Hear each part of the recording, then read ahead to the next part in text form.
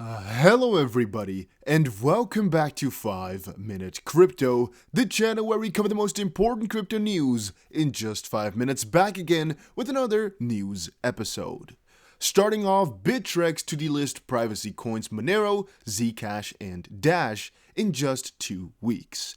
Now, over in the Discord, we actually found out that Binance Australia, I believe, is actually doing this too. They're basically trying to get rid of privacy coins altogether, as this move is, by the way, not new. Some exchanges have done it before to actually comply with certain laws in certain countries. For example, Singapore has very strict laws when it comes to certain crypto, and thus you cannot integrate that country or come inside of that country, or operate there, I should say, if you have these coins listed, and so forth and so on. Just quite a lot of places want to regulate themselves more properly, since also some actions may come against XMR, Z Classic, for example.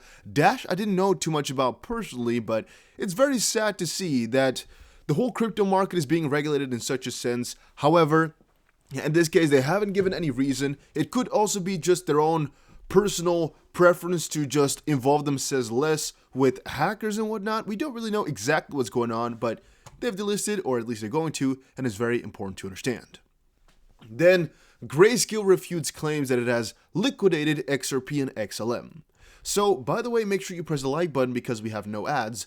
Grayscale has said earlier that XRP and XLM have actually been bought, or rather, they have not been sold like many other sources were claiming. A little bit earlier on Cointelegraph, there was an article claiming how XRP was sold in the millions, and so was XLM, but after Grayscale saw that, as to which they first did not reply, they said all that stuff is not true, we have actually not sold, and when we checked the numbers, they actually bought. Then USDC V2 upgrading a multi-billion-dollar ERC20 token. So I've at least been reading quite a lot of articles claiming how USDC is really taking it over from USDT.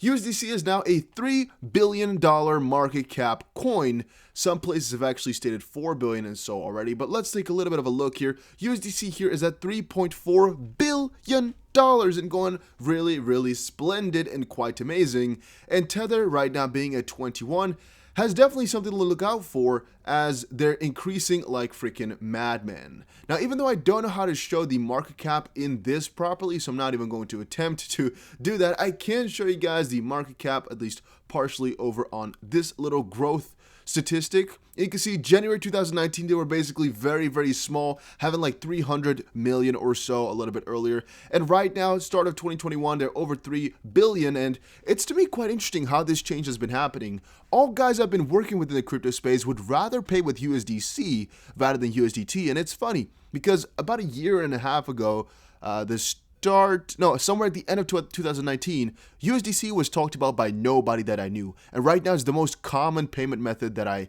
at least hear about. It's a stablecoin brought to you by Center, a consortium of which Coinbase and Circle are the founding members. Each USDC token is backed by $1 held in a bank, enabling the stablecoin to maintain a 1-to-1 exchange rate with the US dollar, and they've grown significantly.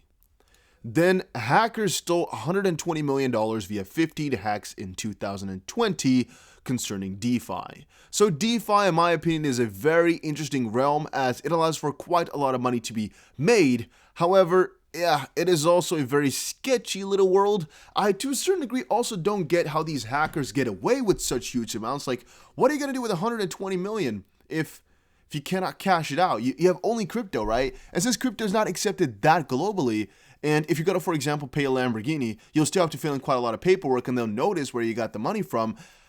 I kind of wonder how these guys do it, but I guess that's not up to me because I'm not a criminal in that sense. I try to do everything according to the books, and I think it's pretty interesting to see. DeFi exploded in popularity in 2020, and so did stealing from DeFi platforms. In all, there were 15 hacks of DeFi platforms amounting to 120 million of funds being stolen. Not completely true, there were actually quite a lot more, but these were a couple of the biggest ones. Hackers nabbed bounties ranging from 135,000 to 25 million, according to the block research. Only 45.6 million was actually recovered. One protocol, ZEC, was exploited twice in February via a contract bug that let the hacker execute a flash loan attack that netted around 1,200 Ethereum.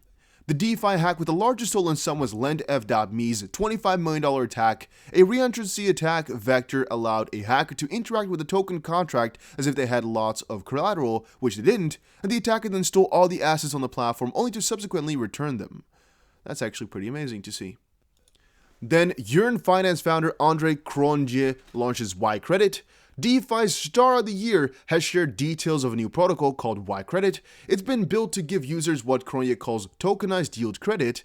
It's actually something quite interesting. However, I still don't mess around with this type of stuff because even yield finance, I don't completely trust. I think a lot of that is, or Yearn Finance, as you should call it, is mostly built upon just making quick bucks, making quick money for the founders. However, they are progressing and they are moving forward. When a user deposits $100 worth of SNX, for example, they will receive 99.5 Y credit, and they can later redeem their SNX by burning 100 Y credit. A 0.5% fee will be charged for every deposit, trade, swap, borrow, or payment. Those fees will get distributed to users who stake Y credit, and so forward and so on. It will be generating money. It's basically a credit in a token, which is definitely quite interesting. And then Winklevoss twins doubled down on $500,000 Bitcoin call. They're still with their idea that Bitcoin is eventually going towards 500,000. And as I've said before, they have a very high benefit in Bitcoin getting there because they own an exchange called Gemini.